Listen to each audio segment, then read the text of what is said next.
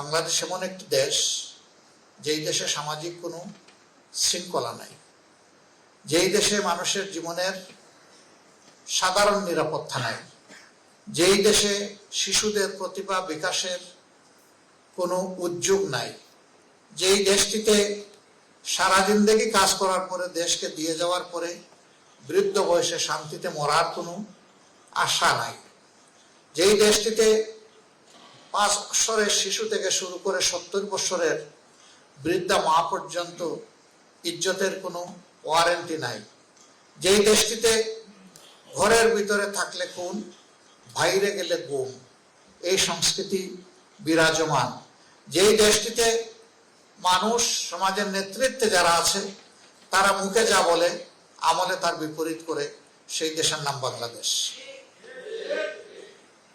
এক এক করে 54 বছর অতিক্রম করলাম।